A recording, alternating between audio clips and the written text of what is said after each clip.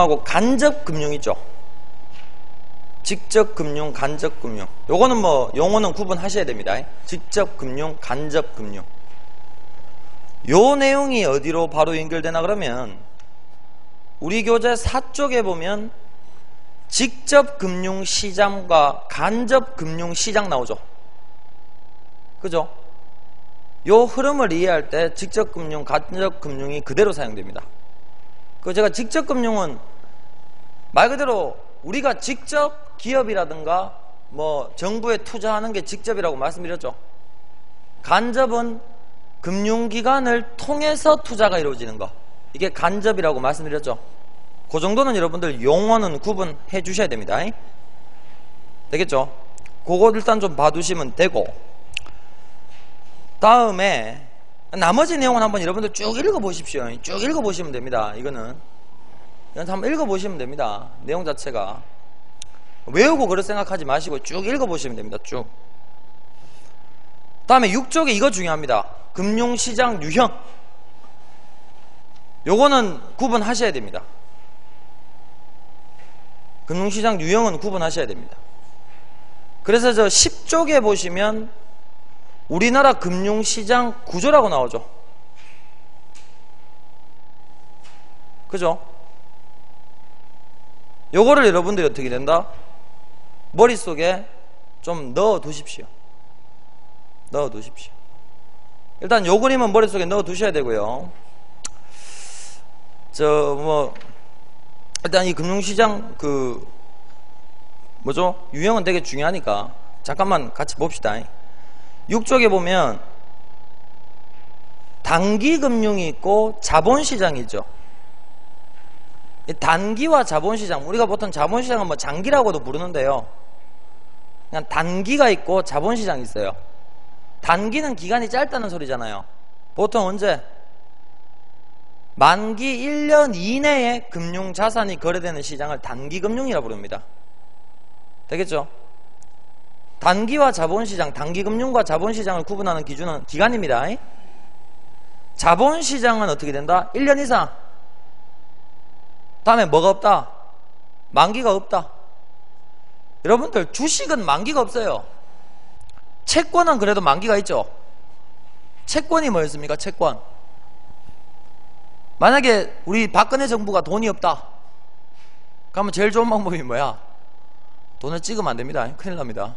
돈을 국민한테 빌려오면 되죠. 되겠습니까? 그럼 빌릴 때 아무리 정부라도 그냥 빌릴 수는 없죠. 그래서 뭘 발행한다? 채권이라는 걸 발행하죠. 그래서 어떻게 합니까? 매달 이자도 주고 그 다음에 만기 때는 원금까지 돌려주는 거, 이게 채권이죠. 채권은 만기가 있습니다. 근데 채권은 보통 이제 1년 이상 만기, 뭐 짧아도 3년 뭐 이렇게 갑니다. 반면에 주식은 만기가 따로 없습니다. 만기란 개념이 따로 없습니다. 주식은 회사가 망할 때까지 주식은 효과가 있습니다. 그래서 만기라는 개념이 따로 없습니다. 기한이 정해져 있지 않단 말이죠. 그래서 단기금융시장과 자본시장을 나누는 기준은 뭐다? 기간입니다. 일단 요게 가장 중요한 내용이니까 봐두시고요. 그러면 요 밑에 보면 이제 단기금융시장에 쭉 내용이 쭉 나오고 뭐 쭉 나오죠. 그냥 한번 쭉 읽어보세요. 쭉 읽어보세요. 되겠죠? 다음에 7쪽에 보면 아까 전에 방금 말씀드렸죠. 채무증서시장과 주식시장. 채무증서가 채권입니다. 채권과 주식. 이거는 제가 수업 시간에 말씀드렸었죠. 채권과 주식의 차이점. 방금 얘기했죠. 채권은 만기가 있다. 주식은 만기가 없다. 채권은 원금이 보장된다. 주식은 원금 보장 따위 없죠. 되겠죠? 그거 다 있습니다. 그거 한번 보시면 돼요. 다음에 어떻게 된다고요? 둘 다 공통점이 뭡니까? 시세 차익을 노릴 수 있죠. 채권이나 주식은 중간에 팔아서 뭐 할 수 있다? 시세 차익을 볼 수도 있습니다. 되겠습니까? 다음 주식 같은 경우는 배당금도 받을 수 있죠. 그죠? 다음에 주식은 뭐도 가진다? 의결권도 가지죠. 회사 의사결정에 참여할 수 있죠. 이런 주식과 채권의 차이점은 좀 알아두십시오. 자, 다음에 이제 8쪽에 보면 발행시장이 있고 유통시장이 있는데, 말 그대로 발행시장은 금융상품을 만드는 곳, 발행하는 곳이고요. 유통시장은 뭐 하는 것? 발행된 금융상품이 유통되는 곳입니다. 거래되는 곳. 되겠죠? 그래서 또 밑에 보면 뭐 증권 같은 경우 직접 발행, 간접 발행 뭐 쭉 이게 이제 여러 가지 내용이 나오죠. 한번 쭉 읽어보시면 되고요. 발행시장과 유통시장을 어떻게 구분하는가? 말 그대로 금융상품이 발행되는 곳이 발행시장, 그 발행된 금융상품을 뭐 하는 곳? 유통시키는 곳이 유통시장. 이렇게 정리하시면 됩니다. 보통 증권회사는 발행과 유통을 함께 하는데 그것까지는 알 필요가 있나 싶고. 다음에 거래소 시장과 장외 시장이 있습니다. 그래서 거래소 시장은 다른 말로 뭐라고 그런다? 장내 시장이라고 그러죠. 장내. 되겠죠? 그래서 장내와 장외라고 구분하시면 되는데, 여러분들이 이걸 또 오해하시면 안 돼요. 장외 시장이 나쁜 곳이다. 아닙니다. 장외 시장도 거래는 합법적으로 이루어지는 곳이에요. 근데 뭐 예를 들면 우리가 증권을 거래할 때 증권 거래소를 통해서 거래할 수도 있거든요. 이게 거래소, 이게 정해진 규칙에 따라 움직이는 곳, 법으로 설치된 곳에서 주식을 거래하게 되면 장내 거래고요. 장외는 어떻게 된다? 그냥 개인 간에 내 삼성전자 주식 몇 주 갖고 있는데 그거 어떻게 한다? 얼마에 팔게? 살게? 이런 식으로. 그게 장외 시장이죠. 되겠죠? 그래서 장외 시장이라고 해서 나쁜 건 아닙니다, 여러분들. 장내, 장외 구분해 두시고요. 그래서 이제 이런 내용을 바탕으로 해서 10쪽의 내용을 어떻게 된다, 여러분들이 머릿속에 집어넣을 수가 있단 말이죠. 단기금융시장, 자본시장 구분할 수 있죠. 그건 기간으로 구분한다는 거. 다음에 단기금융시장에 보면 뭐 콜, 환매조건부 채권, 양도성 예금증서, 기업보험, 표지보험, 통화안정증권 뭐 등등등등등 있다는 거. 얘들은 다 만기가 1년 이내 상품입니다. 다음에 자본시장 같은 경우는 뭐 얘기했죠. 채권시장, 국채, 지방채, 회사채, 금융채, 특수채 다 채권입니다. 다음에 이제 자산 유동화라는 건 뭡니까? 자산의 그 유동성, 자산이 움직인단 말이죠. 그래서 자산 유동화 증권시장, 주식시장. 자산 유동화 증권시장이라는 거는 자산의 유동성을 확보하기 위해서 발행하는 증권의 개념이야. 근데 뭐 이것까지는 솔직히 알 필요 없어요. 그래서 이제 단기와 자본시장을 나누는 기준은 뭐다? 기간이구나. 1년 이상, 1년 이내 이렇게 구분하시면 돼요. 다음에 외환시장은 뭐 하는 것입니까?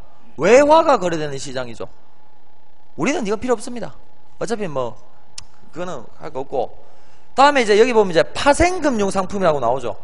이게 요즘에 이제 그 현대금융의 발명품들이죠. 그러니까 우리가 옛날부터 있던 금융상품은 뭐 단기와 자본시장에 있는 상품들은 옛날부터 있던 거고요. 파생금융상품이 어떻게 된다? 최근 들어서 각광받고 있는 상품들이에요. 그만큼 위험성도 크다는 거 좀 봐두시면 되고요. 그래서 파생금융상품도 주식 관련해서 뭐가 있다? 주식, 금리, 통화 관련해서 뭐 선도, 선물, 옵션, 스왑. 근데 이런 구체적인 상품의 내용들은 다 모르셔도 됩니다. 어차피 이건 우체국에서 다루는 상품이 아니기 때문에 우리 시험에서는 못 나와요. 다음에 뭐 신용 파생상품, 파생결합증권시장. 이게 이제 최근에 등장한 새로운 금융상품이라 보시면 돼요. 그래서 그 금융시장 구조를 머릿속에 어떻게 된다? 딱 스캔을 떠놓고 각각 어떻게 구분하는지 좀 봐두시면 되겠습니다. 다음에 주식하고 채권은 여러분들이 좀 정확하게 구분을 좀 해놓도록 하십시오. 왜냐? 우체국에서 판매하는 여러가지 금융상품들도 주식과 채권에 연동이 되는 게 많거든요. 그래서 주식과 채권은 여러분들이 좀 알아두시는 게 좋습니다. 자, 다음에 10쪽에 보면 뭐가 나온다? 금리가 나오죠. 금리. 이자율이죠. 이자율. 여러분들 금융상품에 투자 왜 합니까? 돈 넣고 돈 먹기죠. 돈 투자해서 돈 버는 게 목적이죠. 그래서 금리라는 게 일종의 뭡니까? 여러분들이 투자를 해서 벌어들이는 수익이 금리입니다. 금리. 우리가 보통 이자율 뭐 이렇게 얘기를 하죠. 그래서 여러분들 요즘에 그 은행 앞에 지나가다 보면 뭐합니까? 뭐 정기예금 금리 연 2.9%. 연 2.9%가 뜻하는 게 뭡니까? 완전 거지 같습니다. 금리가 1억을 넣으면 1억에 2.9%면 얼마입니까? 290만 원이죠. 1억을 넣으면 연 290만 원의 이자를 주겠단 말이에요. 1억을 넣으면. 그럼 여러분들 300만 원 잡고 300만 원 잡고 11호 나눠봐. 그럼 월 나오지? 얼마예요? 얼마인지 뭐 한 250만 원 정도 됩니다. 25만 원 정도 됩니까? 그러니까 1억을 은행에 넣어놓으면 월 25만 원 정도 받단 말이에요. 근데 그것도 다 받는 게 아니죠. 그 15% 그거 떼잖아요. 그 금융소득 그거 종합과세대에서 그 또 뗄 수 있고, 만약에 또 돈 엄청 많은 사람들은 종합소득세에 포함되면 어떻게 됩니까? 그냥 다 떼가는 거죠. 그러니까 요즘에 이제 금리가 상당히 낮단 말이죠. 그래서 은행에 말하는 보통 예금이라든가 이런 거는 이제 더 이상은 어떻게 된다? 그 금융상품으로서 메리트가 없다고 보시면 되죠. 그러니까 다양한 금융상품을 개발해서 고객을 뭐하고 있다? 금융기관들이 유치하고 있다. 되겠죠?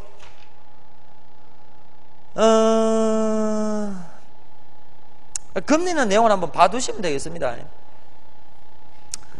다음에 뭐 금리가 어떻게 결정되는가? 간단합니다. 돈을 빌리려는 사람과 돈을 맡기려는 사람, 화폐의 수요 공급에 의해서 금리가 결정된다. 뭐 이렇게만 아시면 되고요. 뭐 여러분들 경제하는 거 아니니까 뭐 이렇게 그런 그래프 이런 거 필요 없고. 다음 금리의 종류, 요거는 구분하셔야 되죠. 뭐와 뭐가 있다? 복리가 있고 단리가 있죠. 복리는 뭡니까? 복리는 100만원 넣으면 만약에 금리가 10%라고 해보세요. 금리가 10%라고 해보세요. 연금리가.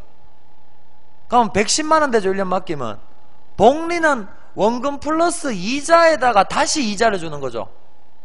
단리는 뭐예요? 오직 원금에게만 이자가 부여되는 거죠. 어느 상품이 유리하다? 복리 상품이 유리하죠. 그래서 요즘 대부분은 다 복리로 불이를 합니다. 복리 이자로 불이, 이자를 부과해 준단 말이죠. 단리, 복리 구분하시고요. 다음에 여기 보시게 되면 뭐가 나옵니까? 실질금리라고 나오죠. 실질금리. 이게 무슨 소리입니까? 제가 아까 전에 말씀드렸죠. 요즘 정기예금 금리가 3%밖에 안 된다 보시면 돼요.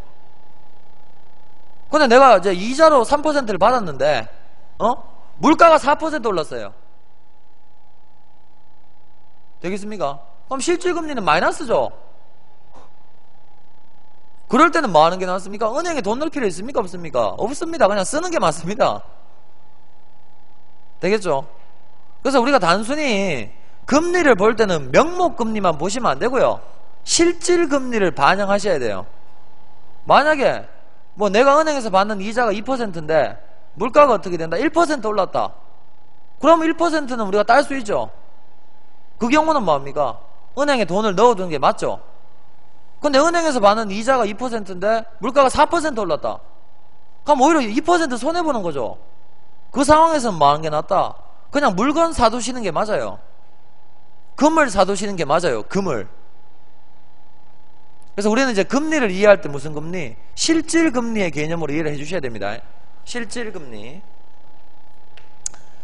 다음에 수익률 나오죠. 수익률. 채권은 이자를 준다고 말씀드렸죠. 만약에 채권 가격이 얼마입니까? 100만원입니다. 근데 그 채권의 이자가 얼마 나온다고? 10만원이 나와요. 그럼 몇 퍼센트 수익률이에요? 10% 수익률이죠.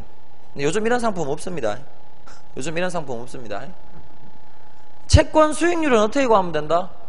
원래 채권 가격에 뭐 한다고요? 내가 받을 수 있는 이자, 가격분의 이자 곱하기 100 하면 뭐가 나온다? 수익률이 나옵니다. 수익률. 수익률은 높을수록 좋죠. 되겠죠? 다음에 할인율이라는 개념이 있죠. 할인율. 할인율은 뭐 하는 겁니까? 할인이 뭐 하는 거야? 할인, 디스카운트 깎아주는 거죠. 채권을 팔 때, 자, 나오죠? 할인율은 채권 가격 100만원 분의 할인 금액 얼마? 10만원. 그럼 역시 뭐야? 10%죠.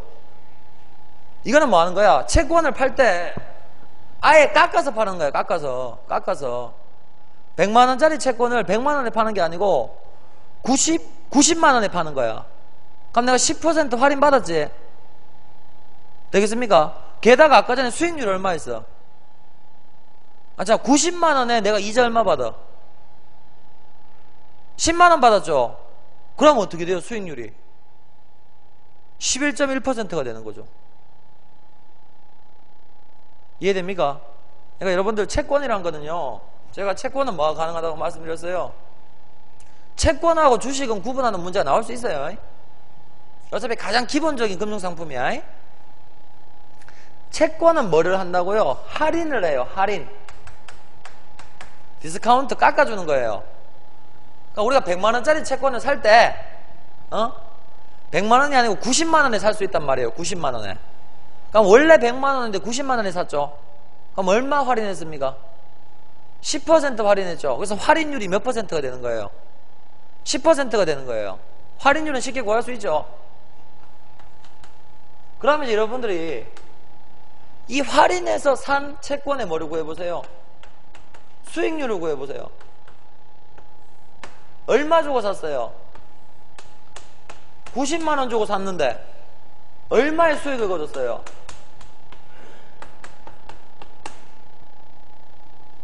이게 계산이 나온 게 얼마입니까?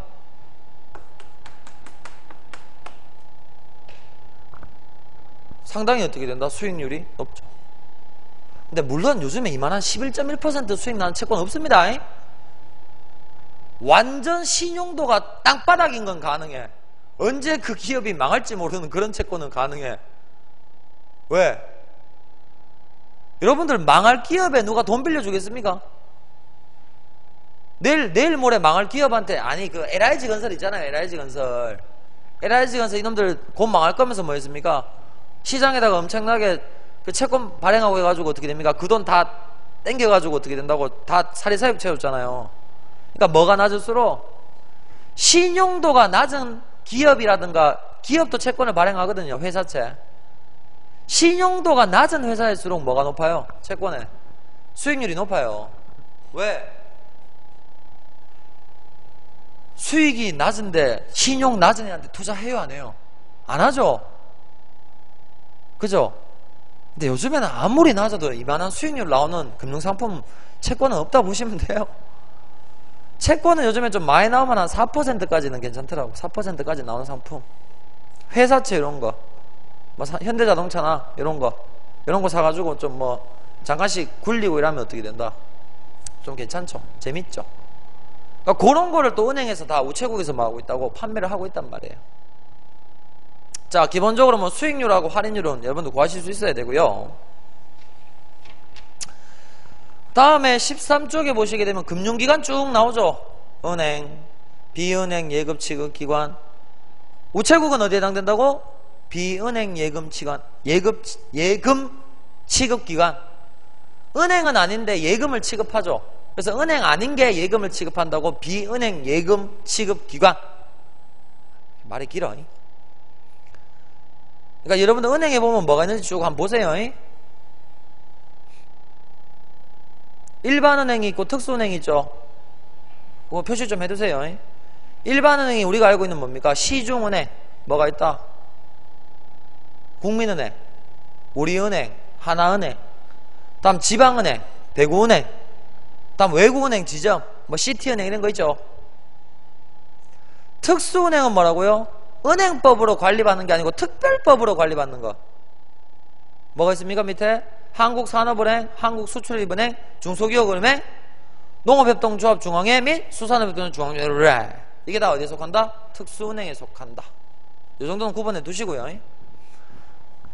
다음에 비은행 예금 취급기관. 은행은 아닌데 예금을 취급한단 말이야. 상호저축은행, 신용협동조합, 새마을금고, 상호금융 등 신용협동기구, 다음 종합금융회사, 그리고 뭐라? 우체국. 여러분들 동양금융 요즘 또 시끄럽죠? 동양그룹. 요게 뭐라고요?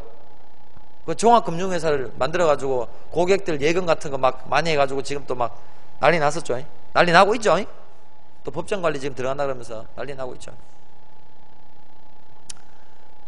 다음에 이제 뭐 보험회사.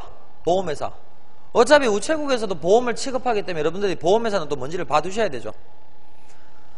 뭐 생명보험회사, 손해보험회사, 우체국, 공제기관, 수출보험공사. 손해보험은 일반적인 손해보험과 재보험회사와 보증보험회사. 재보험 제가 말씀드렸죠. 재보험. 얼마 전에 그 아시아나항공 미국 가다 떨어졌잖아요. 착륙하다가. 그거 보셨죠? 그럼 여러분들 항공보험은요, 한번 사고 나면 보상 금액이 어마어마하거든요. 그래서 웬만한 보험회사는 그런 거 몇 방 맞으면 그냥 회사가 문 닫아야 되는 거예요. 그러니까 또 그 보험회사가 다른 보험회사에 또 보험을 넣어놓죠. 그게 무슨 보험회사? 재보험회사. 다음에 무슨 회사? 보증보험 나오죠. 보증보험회사. 말 그대로 뭐를 서주는 보험회사? 보증 서주는 보험회사. 대출 받고 이러려면 뭐가 필요하다? 보증이 필요하죠. 근데 내가 뭐 담보도 없고 아무것도 없어. 그럼 이 보증보험회사에 돈을 내고 어떻게 된다? 이 보증보험회사가 나를 보증해줘. 그럼 여러분들 뭐 신용보증기금 뭐 이런 거 들어보셨을 거예요. 그것도 일종의 보증보험이에요. 근데 그건 국가에서 운영하는 거고, 뭐 서울신용보증보험 이런 게 있거든요. 거기에 돈을 넣으면 걔들이 나를 보증해주는 거야. 되겠죠? 구분해 두시고요. 다음 뭐 증권 관련 기관, 기타 금융기관, 다음 뭐 금융보조기관, 뭐 등등등. 요건 여러분들 한번 뭐합니까? 구분을 해 놓도록 하십시오. 됐죠? 크게 내용이 바뀐 건 없습니다. 다행히도. 다음에 어쨌거나 저쨌거나 우체국 예금. 우리가 어차피 우체국 들어가야 되니까. 우체국의 뭐 역사라든가 이런 거 어떻게 된다? 한번 봐주세요. 근데 우체국도 어쨌거나 돈은 벌어야 되죠. 하지만 국가에서 운영하기 때문에 뭘 띄고 있다? 공익성을 띄고 있다는 거. 그것 좀 참고하시고 나머지는 읽어보세요. 됐죠? 자, 다음에 2장에 보면 뭐 이제 예금 업무 일반 상황이라고 나오는데요. 이 부분은 되게 법이에요. 법. 이게 상법에 관련된 다 그런 내용들이거든요. 그러니까 용어라든가 이런 게 되게 어려워요. 또 법적 성질이라고 바로 나오잖아요. 일단 하나씩 밑줄 쳐두시고 일단 외워두세요.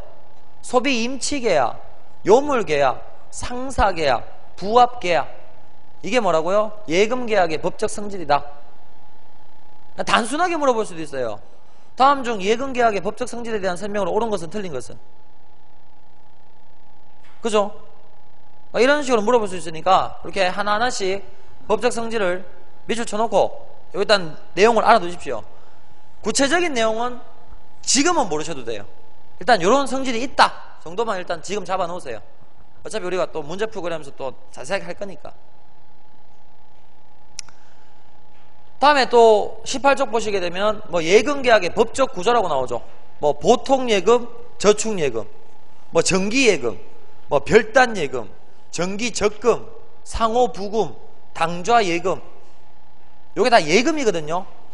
요런 예금의 특징은 알아두셔야 되죠. 역시 요런 게 있다 정도만 일단 좀 알아두시고요. 구체적인 내용은 여러분들이 지금 당장은 모르셔도 좋아요. 또 문제 풀면서 또 우리가 정리를 할 거니까. 되겠죠? 다음에 2절에 보면 예금계약 성립이라고 나오는데 우리가 가장 일반적으로 하는 게 뭡니까? 우체국 창구에 가서 돈 입금하는 거죠. 현금에 의한 입금. 이게 가장 일반적인 케이스죠. 근데 이제 이런 거 나오죠. 20쪽 보시면 뭐가 있어요? 점외수금이라고 있죠. 요런 거 좀 특이한 케이스죠, 얘들아. 특이한 케이스, 점외수금. 이거 우체국장이 직접 가서 돈 받아오거나 우체국장이 인정한 사람이 밖에서 돈 받아오면 밖에서 돈 받았더라도 바로 예금계약이 성립된다 우리가 공부했었죠. 이런 좀 특별한 케이스니까 이런 거는 좀 여러분들이 챙겨두실 필요가 있어요. 다음에 ATM. 요거는 무슨 거래입니까? 전자금융거래죠. 전자금융거래도 요즘 되게 활발하게 이루어지고 있죠. 이것도 어떻게 보면 지금 현대사회 금융거래 특징이니까 요 두 내용은 좀 여러분들이 뭐한다? 봐두시는 게 지금 좀 정리해 두시는 게 좋습니다. 점외수금하고 ATM 입금. 자, 다음에 증권유에 의한 입금이라고 나오는데, 이게 증권이라는 게 이제 여러분들 수표 이런 거 생각하시면 돼요. 수표. 타점권이 있고 자점권이 있다. 되겠죠? 타점권은 뭐 하는 거고, 타행에서 발행된 증권이고요. 자점권은 자행에서 발행된 그 증권이라고 보시면 돼요. 그래서 여러분들 이것도 그냥 이런 게 타점권에 의한 입금과 자점권에 대한 입금이 어떻게 다른가 내용 한번 봐두시면 되고요. 다음에 계좌송금. 만약에 농협에서 우체국으로 붙일 수도 있고 우체국에서 농협으로 붙일 수도 있죠. 그때 어떻게 이 예금 계약이 성립되는가, 그런 내용 얘기하고 있는 겁니다. 좀 따분한 내용들입니다. 그러니까 이런 내용들은 여러분들 절대 외우실 필요 없고요. 여러 번 읽어보시는 게 왔다예요. 읽어보면 이해가 돼요. 그럼 문제 나오면 풀 수 있어요. 되겠죠? 일단 실루엣을 잡으세요. 실루엣을. 형태부터 잡고 채워가는 게 맞습니다. 다음에 약관.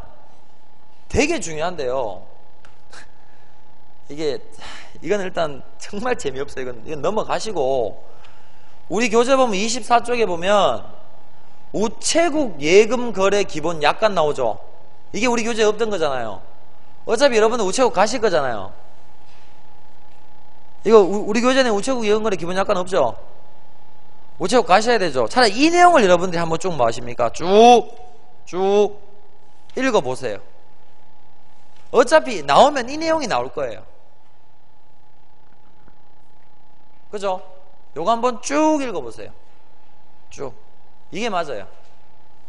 근데 사실은 우체국 예금 약관을 여러분들이 이해를 하시려고 하면 앞에 있는 내용들을 어느 정도 아셔야 되거든요.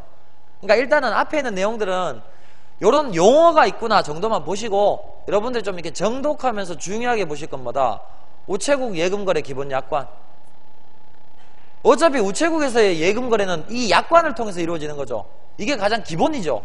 그래서 요 내용을 여러분들이 숙지하시면 되겠습니다. 되겠죠? 넘어가시고요.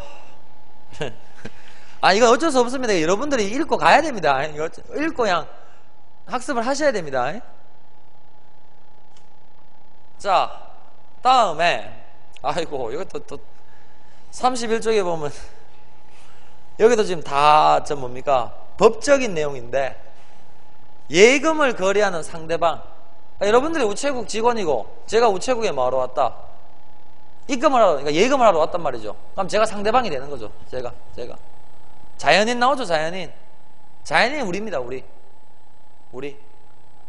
자연인이 있으면 뭐가 있다고? 법인이 있죠, 법인. 법인은 단체입니다, 단체. 사단법인, 재단법인, 회사법인. 법인의 종류가 되게 많아요. 자연인은 여러분들 개인이라고 생각하시면 되고요. 법인은 뭐라고 생각하면 된다? 단체라고 생각하시면 돼요. 근데 이제 여기 보시게 되면 행위 무능력자 이거 쭉 이런 거 나오는데요. 여기도 지금 아직 표현이 안 바뀌었는데, 미성년자, 한정치산자, 금치산자, 이게 올해 7월 1일부터 이게 법이 개정됐거든요. 근데 얘들이 그냥 적어놨지. 일단 그냥 따라가. 저거들이 그냥 한정치산자, 금치산자라는 표현을 안 바꾸고 놔뒀죠. 한정, 후견제 이런 식으로 표현이 바뀌었거든요. 후견제대로. 근데 얘들은 아직 그걸 안 했지. 놔둬 그냥. 굳이 건드리지 마. 긁어부스럼 할 필요 없어. 안 내겠지? 저거들이 용어 안 바꿨으니까. 그죠?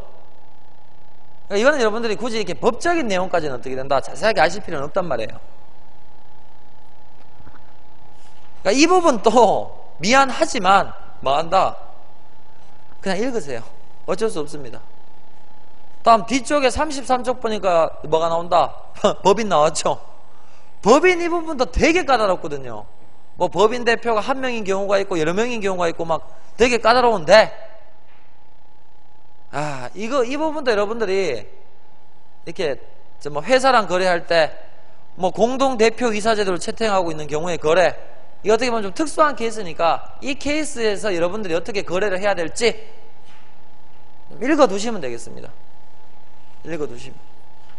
전에 한 번씩 다 하긴 했는데 그 할 때도 되게 지루했거든요. 그러니까 이거는 이제 이 우체국에서도 자기들이 이 자료를 만든 게 아니고요. 금융법 일반에 관련된 그런 내용들을 그대로 갖다 붙인 것밖에 안 돼요. 얘들도 사실. 그러니까 이 부분은 그렇게 출제가 많이 되는 부분은 아니에요. 그러니까 읽어보시면 되는 부분이에요. 다음에 뭐야 36쪽에 보면 이런 거 봐봐. 법인격 없는 사단. 어휴 참네. 법인은 아닌데 뭐라고요? 뭐 단체 이런 게 법인격 없는 사단이거든요. 뭐 법인격 없는 재단, 다음 뭐 조합, 얘들과의 거래도 어떻게 된다고? 어떻게 보면 좀 특수한 케이스거든요. 그러니까 이런 게 나오면 문제 자체가 상당히 어떻게 된다? 지저분한 문제가 되죠. 그러니까 지금은 이것까지는 하시지 마시고요. 일단 뭐 제가 앞에서 좀 이렇게 제가 좀 더 강조했던 그런 부분들 있죠. 그거 중심으로 정리를 하세요. 이 부분 일단 놔두세요. 굳이 이쪽은 뭐 개인과의 거래, 법인과의 거래 뭐 이런 것까지 지금은 다 보실 부분은 아니에요. 어차피 문제 풀다 보면 문제 풀면서 찾아보게 될 거니까 그때 정리해도 안 늦습니다. 재미없는 거 지금부터 보지 마세요. 다음에 뭐 예금의 지급, 뭐 쭉 보면 우리가 예금 지급하는 이런 것도 어떻게 됩니까? 그냥 예금 주인이 가서 자기 신분증하고 통장하고 뭐 주고 돈 뽑아주세요 이러면 상당히 쿨하죠. 근데 그런 케이스 말고 다른 사람이 찾아올 수도 있고 뭐 여러 가지 경우가 있죠. 그럴 때 어떻게 되냐고. 이 부분은 그렇게 어렵지 않습니다. 한번 그냥 읽어보시면 이 부분 이해될 거예요. 이건 특별히 법 같은 경우는 아니니까. 근데 뭐 면책이란 단어가 뭔지는 아시죠? 책임을 면할 수 있다. 책임을 안 져도 되는 경우죠. 그런 거 한번 봐두시면 되고. 됐죠? 넘어가세요. 자, 다음에 이제 금융상품이 나오는데 이 부분은 이제 어떻게 된다고? 이 부분은 사실 이거를 따로따로 공부할 필요는 없다고 봐요, 저는. 왜냐? 우리가 어차피 우체국 예금상품을, 금융상품을 공부를 뒤에서 했잖아요. 할 거잖아요. 어차피 또 다시 할 건데 그런 우체국 금융상품에 대한 배경 지식이 얘들이에요. 우체국도 뭐 팝니까? 보통예금 팔죠? 그럼 우체국에서 파는 보통예금은 이 보통예금의 개념을 바탕으로 해서 판매가 이루어지고 있단 말이에요. 아시겠어요? 그러니까 우체국 금융상품을 이해하기 위한 기본 지식이 여기 나와 있는 거예요. 보통예금, 뭐 저축예금. 근데 여기서 보면 여러분들 세금 혜택 같은 거 있죠. 세금 혜택. 세금 혜택. 아까 전에 얘기했잖아. 일반과세 15.4. 요런 거는 어차피 뭐라고요? 동일하게 적용되는 거죠. 그러니까 이건 지금 외우셔도 관계없단 말이죠. 되겠죠? 다음에 중요한 게 뭐라고요? 예금 보호 여부. 예금자 보호법에 의해서 보호가 되는지 안 되는지. 근데 우체국에서 판매되는 기본적인 금융상품들은 예금자 보호법에 의거해서 예금자 보호가 된다 보시면 됩니다. 되겠죠? 근데 뭐 증권회사든가 이런 데서 파는 상품들은 예금자 보호법에 의해서 보호가 안 되는 상품도 있거든요. 근데 우체국에서 파는 상품은 대부분 다 된다 보시면 됩니다. 되겠죠? 그래서 45쪽 봐봐. 45쪽. 세금 혜택 비교가 쭉 나오죠.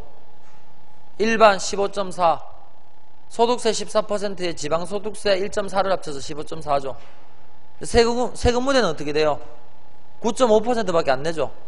소득세 9%에 농특세 0.5%. 생계형 비과세는 말 그대로 어떻게 된다? 세금을 부과하지 않는 거. 되겠죠? 가입 한도하고 이런 거 봐두시면 되고요. 되겠죠? 다음 지방소득세라는 게 뭡니까? 소득세의 10%를 더 부과하는 게 지방소득세입니다. 그럼 소득세가 14% 같으면 어떻게 돼요? 14%에 10%면 1.4죠? 그래서 일반 과세 적용세율이 15.4가 되는 거예요. 지방도 먹고 살아야 될 거죠. 되겠죠? 다음 밑에 뭐 노인, 장애인, 국가유공자 이런 사람들, 이거 세금 우대 상품에 가입할 수 있는 사람들이죠. 그러니까 여러분들이 혹시라도 가족 중에 이런 세금 우대 상품에 가입할 수 있는 분이 계시면 어떻게 됩니까? 이분한테 예금을 뭐 한도까지 어떻게 된다? 노인 같은 경우는 얼마까지? 1,000만 원까지는 저 일반인, 그러니까 노인 장애인은 3,000만 원까지는 되죠. 그럼 이 사람들한테 예금을 넣어두면 어떻게 된다고? 내가 넣는 것보다는 어떻게 된다? 세금을 그나마 적게 낼 수 있겠죠. 그러니까 요런 표는, 요 표는 여러분들 어차피 우체국 예금 상품에 다 적용이 되는 표거든요. 그러니까 미리 보고 가시면 된단 말이에요.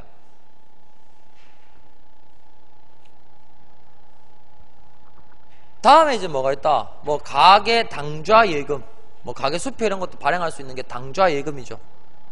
기업만 당좌 예금을 가질 수 있는 게 아니고 가계도 당좌 예금을 가질 수 있죠. 다음에 이제 이런 거 이제 용어 나왔죠. MMDA, 시장금리부 수시 입출금식 예금. 이거 우체국에서도 뭐 하는 거? 취급하는 상품이거든요. 되겠죠? 이건 어차피 뒤에 똑같이 다시 나와요. 그러니까 이거는 지금 봐두셔도 돼요. 크게 별 내용 차이 없어요. 그러니까 아예 약자까지 외워두시면 좋아요. 뒤에 똑같이 나오는 거니까. 뒤에 똑같이 나오는 거니까. 다음에 단기금융상품펀드 MMF.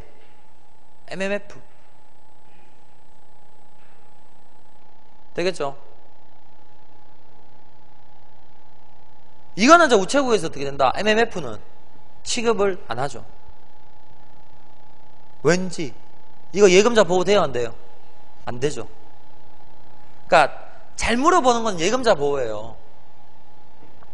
그러니까 이렇게 생각하시면 돼요, 여러분들. 수익성이 좀 높다 싶으면 예금자 보호가 안 된다 보면 돼. 왜냐? 수익성과 안정성은 반비례거든. 그죠? 다음에 펀드 붙으면 예금자 보호 대부분 안 돼요. 그죠? 펀드 갖다 붙으면, 그러니까 여기 봐봐요. 앞에 잠깐만. MMDA 같은 경우는 어떻게 돼요? 뭐가 됩니까? 예금자 보호법에 보호가 되죠? 우체국에서 파는 건 예금자 보호 다 된다 보시면 돼요. 다른 거 없어요. 왜냐? 우체국이 그렇게 위험을 추구하면서까지 고금리를, 고수익을 추구하는 단체는 아니란 말이에요. 되겠죠? 요거는 이제 여러분들 어차피 뒤에서도 다시 나오는 거니까 한번 쭉 봐두시면 되고요. 다음 뭐가 있습니까? CMA. 이거 동양증권 CMA 종금. 저희 깜짝 놀랐습니다. 이 와이프가 여기 CMA 그 동양종금에다가 CMA를, 그러니까 이게 저는 돈 이렇게 월급 받고 일하고 돈 받으면 다 그냥 마누라 주거든요. 네가 알아서 해라 이러고. 우리 돈은 여자들이 더 관리를 잘해요. 남자들은 돈 지고 있어 맨날 뭐 술이나 먹고 나쁜 짓이나 하고. 저 용돈 받아서 쓰는데요. 저 한 달 용돈 한 20만원 정도 받습니다. 적게 받죠. 적게 받는 거 맞죠? 그래서 마누라는 항상 하는 말이, 야, 담배는 카드로 사잖아. 담배 카드로 사봤자 제가 한 달에 담배 한 10만원치만 피우면 되거든요. 그것도 많네. 담배도 끊을까? 한 30만원 정도 씁니다. 근데 거기서 그 돈을 아껴서 어떻게 됩니까? 우리 엄마 몰래 용돈도 좀 더 주고요. 애기들 고기도 한 번씩 사주고요. 전 정말 착한 가장인 것 같습니다. 그러니까 돈을 이게 쓰려고 들면 한도 끝도 없고요. 또 아끼려고 드니까 또 아끼더라고요. 그러니까 여러분들 어차피 돈 만져야 되는 사람들이잖아요. 돈을 벌려면 돈을 만져야 됩니다. 제가 봤을 때 우체국이 상당히 메리트 있는 직장이야. 돈도 만질 수 있고 참 좋은 곳이야. 근데 이제 제가 그 얘기를 하는 이유가, 와이프가 이제 CMA 계좌를 넣었다가 그 전에 얘기를 좀 들었어요. 그 이쪽이 지금 분위기가 안 좋다는 얘기를 제가 이제 금융 쪽에 이제 지인들이 있으니까 그냥 우리끼리 하는 얘기로, 야, 그쪽 지금 분위기 안 좋던데 그러면서 그 얘기를 제가 들었거든. 그래서 이제 마누라한테, 야, 이거 지금 분위기 안 좋단다 하면서 돈 빼라 하면서. 그래서 그때 뭐 또 우리도 돈이 필요하고 이런 상황이라서 이제 돈을 뺐거든요. CMA 계좌에서. 근데 뺐는데 얘들이 어떻게 돼요? 계약을 해지한 고객한테도 전화를 해가지고 뭘 사라고? 그룹 회사채를 사라고. 회사 채권. 회사 채권. 아까 우리 채권 공부했죠? 회사도 채권을 발행하거든요. 그러니까 이게 지그들이 개인정보를 갖고 있으니까 와이프한테도 전화를 해가지고 채권 사면 이거 뭐 동양 시멘트랑 동양 매직에서 보증해 주는 거니까 사라. 절대 이거 망할 일 없다. 그랬는데 안 샀죠, 다행히. 왜냐 돈이 없었거든요, 그때. 그때 우리 저희가 이제 집을 이렇게 그때 산다고 돈을 이제 있는 돈 없는 돈 막 다 끌어가지고 돈이 한 푼도 없었을 때예요. 그래가지고 우리 돈 없는데요 하면서 안 샀대 저희가. 다행이지. 그때 샀었으면 어떻게 돼요? 이 새끼들이 완전 사기친 거라니까. 동양그룹이 회사채 발행해서 어떻게 돼요? 회사 망하면 그 채권 어떻게 돼요? 휴지 조각 되는 거예요. 근데 물론 법정관리 들어갔기 때문에 제가 봤을 때는 기다리면 돼요.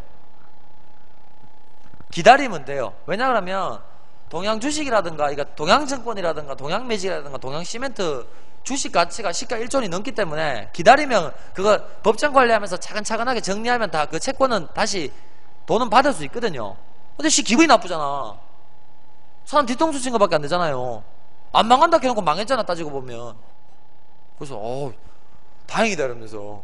근데 니 나한테 왜 얘기 안 했는데 하면서 또 그런 것도 섬뜩하더라고. 어이씨 돈 맞게 나는데 어디 했다가 날아가면 어떻게 하는가. 근데 이 채권은요 날아가진 않는다 보시면 돼요. 이건 법정관리가 들어가게 되면 받을 수는 있어요. 혹시 주변 분들 중에 그 동양그룹에 투자해가지고 이제 채권 투자해가지고 좀 울고 있는 분들 계시면 그냥 길어도 한 2, 3년 기다리시면 법정관리 이렇게 되면서 다시 그 원금은 확보할 수 있을 겁니다. 너무 걱정 안 하셔도 됩니다. CMA 무섭습니다. CMA. 자, 그래서 이제 이때까지 했던 건 주로 이제 단기입니다. 단기. 1년 이하죠. 1년 이하. 우리 앞에서 단기 상품 공부했었죠. 단기 1년 이하. 다음에 이제 적립식 예금. 요건 이제 좀 이제 1년 이상 장기에 걸쳐서 어떻게 된다. 목돈 마련하기 위해서 투자하는 상품들이죠. 뭐 정기적금, 뭐 자유적금, 되겠죠? 이건 적금, 매달 불입하는 거. 이건 목돈 마련이고요. 다음에 목돈을 마련했지. 그럼 이제 돈을 굴려야겠지. 목돈 운용. 그렇지. 맡겨두는 거. 1,000만 원 맡겨두면 뭐 매달 혹은 매년 이자 받는 거. 정기예금, 정기예탁금, 다음 뭐 실세금리 연동형 정기예금, 주가지수 정기예금. 되겠죠? 다음 뭐가 있다? CD, 환매조건부 채권, 이런 것들. 요게 다 이제 뭐 여러분들이 뭐 할 때 유리하다고? 목돈을 운용하기에 유리한 상품들. 되겠죠? 그럼 이제 구분을 해 두셔야 되죠. 뭐 정기예금, 정기예탁금, 실세금리 연동형 정기예금, 주가지수 연동 정기예금, 양도성 예금증서, 환매조건부 채권. 이런 것들은 뭐라고? 목돈을 뭐하기에 좋다? 운용하기에 좋은 거치식 예금 상품이다. 여기서 이제 여러분들이 또 봐두실 건 뭐라고요? 예금자 보호법에 의해서 보호가 되는지 안 되는지. 정기예금 당연히 되죠. 정기예금 당연히 되죠. 정기예탁금도 어떻게 됩니까? 예금자 보호. 요거는 여러분들 잘 보셔야 돼요. 예금자 보호법이 아니고요. 정기예탁금은 예금자 보호법에 의한 게 아니고 별도의 기금 5천만 원이야. 어차피 5천만 원까지는 똑같은데, 이것도 그냥 5천만 원까지 보호는 되는데요. 이게 좀 성질이 달라요. 법적 성질이. 왜냐 그러면 여러분들 정기예탁금 보세요. 이거 어디서 시행해요? 취급기관. 상호금융 신용협동조합 새마을금고죠. 이건 은행 아니죠? 은행 아니죠? 그러니까 얘들은 별도로 뭐합니까? 예금보험공사에서 취급하는 게 아니고 이제 다른 곳에서 이제 자기들끼리 기금을 모아요. 그래서 이건 예금자 보호법의 그건 아니고요. 이게 좀 성격이 다르거든요. 근데 이제 5천만 원까지는 보호된다 보시면 돼요. 다음에 뭐 실세금리 연동형 정기예금도 보호되고요.